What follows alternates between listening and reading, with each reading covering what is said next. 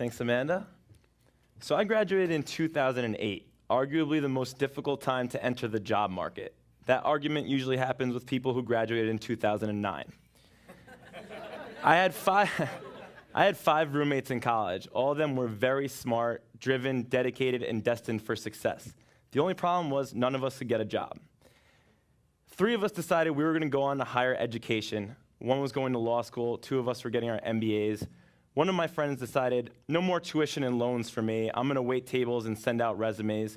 And one of our friends was set. He had already signed on the dotted line to work for a financial institution in Manhattan.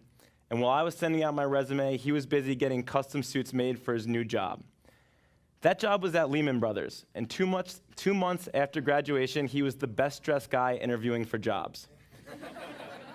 That hit close to home with me. And that's when I decided that I was going to become an entrepreneur.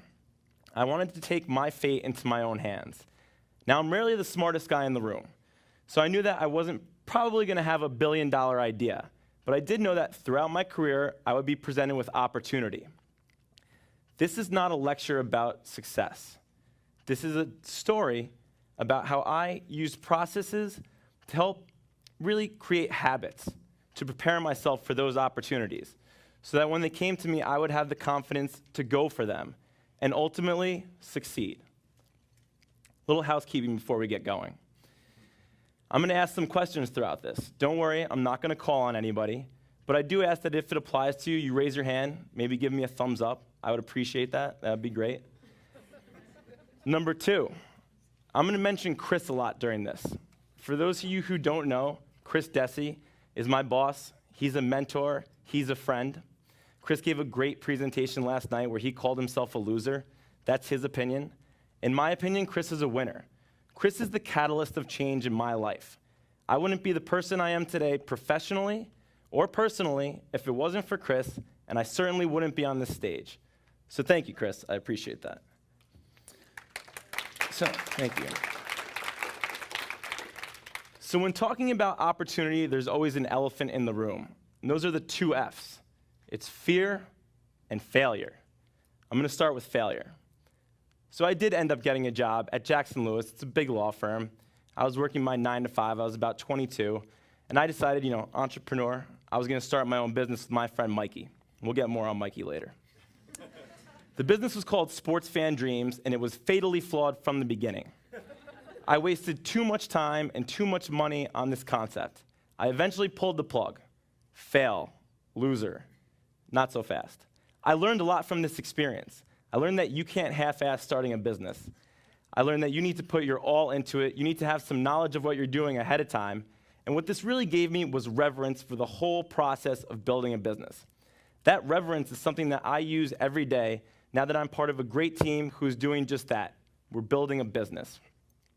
Sarah Blakely, CEO of Spanx, a product I'm not too familiar with,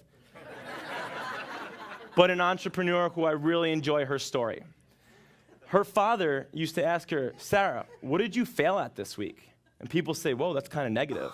And I say, whoa, way to go, Dad. Great question. See, failure in the Blakely household wasn't the outcome. Failure was not trying. He was encouraging Sarah to step outside of her box. And all these years later, it really paid off for her. Now we're going to talk about fear. And I think Lisa, I know you're here somewhere, Lisa did a great job of talking about fear this morning. A lot of times we create fear, especially our own fear of failure. Has anyone here ever been in a situation where you had a meeting or you were in a room where the level of conversation was just way above you? It happens to me all the time, so it's okay. It's happened to me like 5 times since I've been here.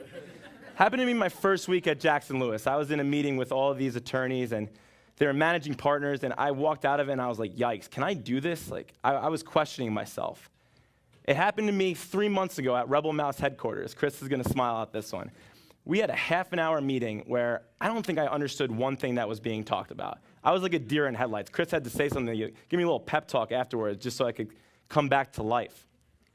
Amanda, our first conversation 2 years ago, I don't know if you remember, but we were both creating something. I was in the process of creating the Westchester Digital Summit, and Amanda was in the process of creating this great event that we're here at today. And her background was so impressive. And in talking to her, I could feel the passion. And I knew when I hung up that phone, 100% that she was going to succeed.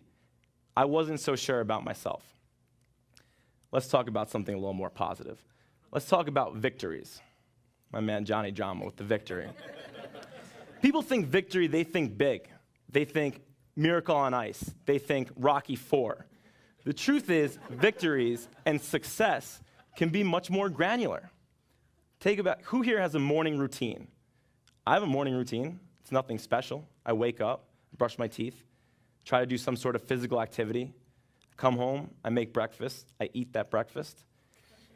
I shower, I get dressed, I get in my car, I like to listen to audiobooks, so I put on an audiobook, and I get to work.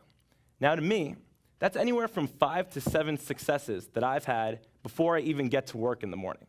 You say, John, everyone's supposed to shower. Well, not everyone does. It's a fact. It's a fact. Yeah. You know, does anyone here, people here have kids, right? Some people here have kids. Chris has 2 amazing daughters, a 3-year-old and a 6-year-old. So Chris and his wife every morning, they're responsible for not only getting themselves ready, but for getting their daughters ready also. So Chris rolls into the office with, anywhere from 12 to 15 successions before the day has even started. There are, of course, bumps in the road. There was the morning that Chris was a little bit late. The blender exploded all over his white shirt. But even that morning, Chris succeeded a whole lot more than he failed. Let's talk about lists. Does anyone here make lists? I love lists. It's like an anchorman when Brick says, I love lamp. I love lists. I really do. Told you I was going to talk a little more about Mikey. In college, I would go up to Mikey every Thursday night, and Mikey's brilliant. He's an author now. He's a professor. At the time, he was a Division I basketball player. But he was the biggest procrastinator I've ever seen. He was so unorganized, it was unbelievable. He just made me itch. I hate it. I'm a logistics guy, so I couldn't deal with that. So I'd go in on Thursday, and I'd be all excited. We'd be going out. I'd say, Mikey, time to start getting ready. And he'd go, John, I can't. I've got 5 classes that I'm behind on the work. I didn't watch my basketball video. I didn't do my loan applications for next semester. There's no way I can go. So I was a little dejected, but I got it. So I'd go back to my room, and religiously, half an hour later, Mikey would come in, dressed, ready to go. I'd say, Mikey, I'm sure you didn't do anything that you were supposed to do. And he goes, it's cool, dude, I made a list. And I was like, I got it. Because we're all over the place. We all have a ton of things going on. But when you make a list, you wrap management around those things. You list them down, and you say, I can complete this. I can attack this list. I make lists weekly, monthly, really sometimes daily. Chris and I sit about this close to each other at work. A lot of times, I'm old school, pen and pad. I like to write my list down. I cross them out. I get excited. A lot of times, I'll reach up and I'll high-five Chris, and he'll high-five me, and I'll say, why are we high-fiving? And I'll say, Chris, I don't know if you noticed, but I just crossed something off my list.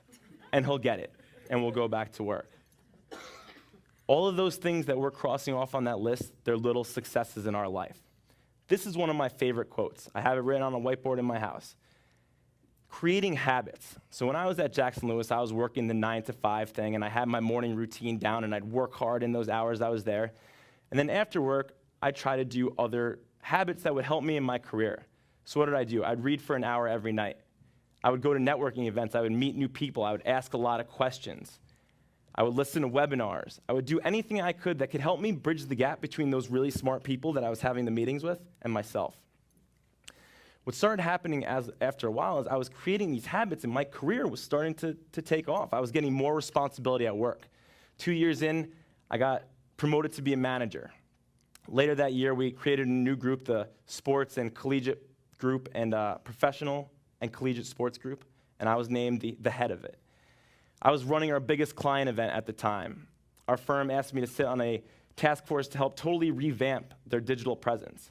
And I started to realize that all of these things were happening because I was succeeding a little bit every day, and I was gaining confidence. This little cycle is something that really hit home for me. I was creating a habit of success.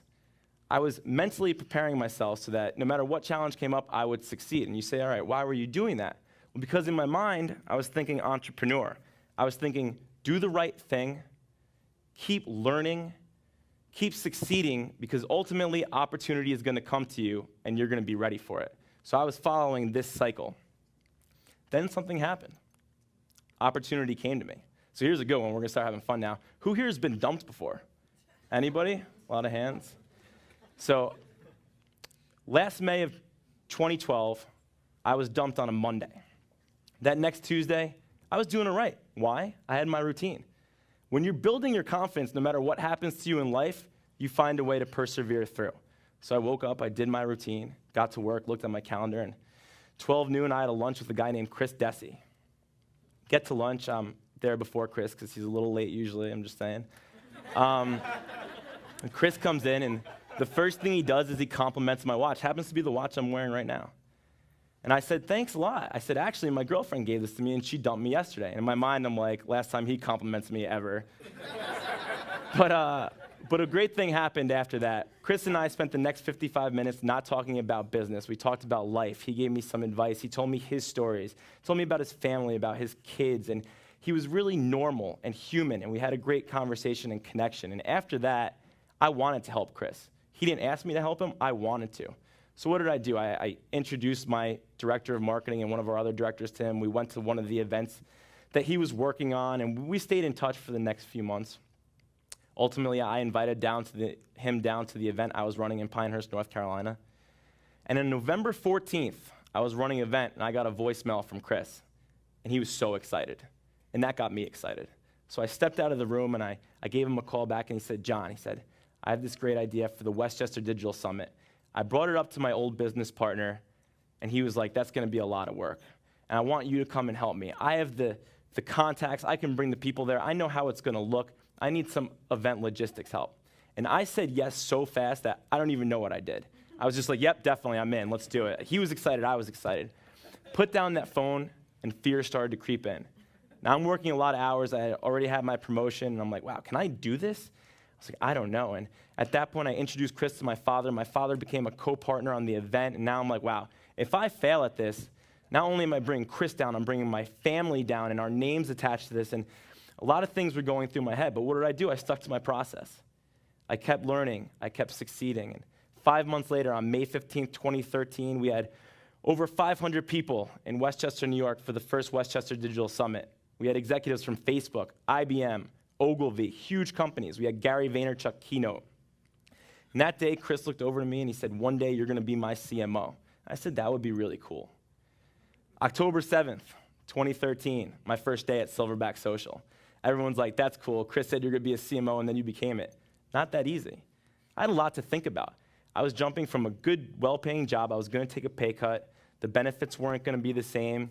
There was no infrastructure that I was used to. I didn't have a team around me. I was going to be the second oldest, second most experienced employee. We were really building something from scratch. A lot of thought had to go into that. But I was just making that dramatic because I knew from the second he asked that I was going to do it. Because that was the opportunity that I was waiting for my whole life. And let me tell you now, it was the best decision I ever made. Every day is fun. Every day is exciting. I'm meeting so many new people. Everyone here can consider themselves one of those people. I'm learning a lot. I'm challenged.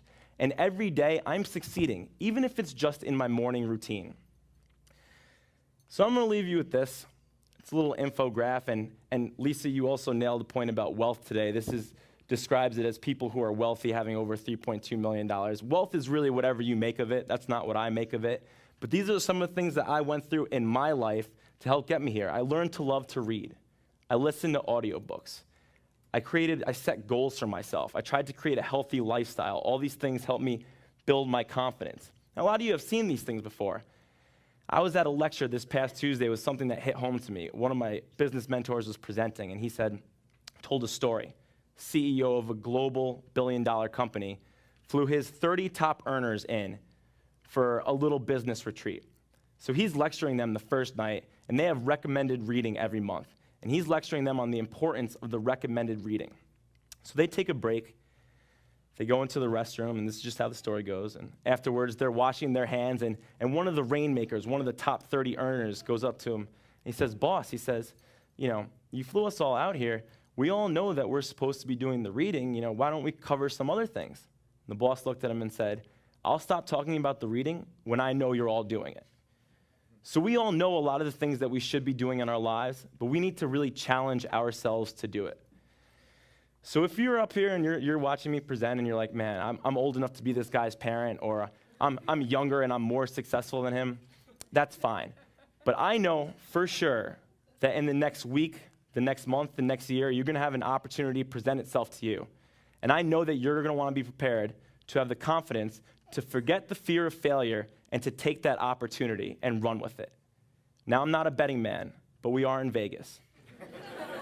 So I'll tell you this. I bet that when you do take that opportunity and you do run with it, that it will be a success. Because at the end of the day, all you know how to do is succeed. Thank you.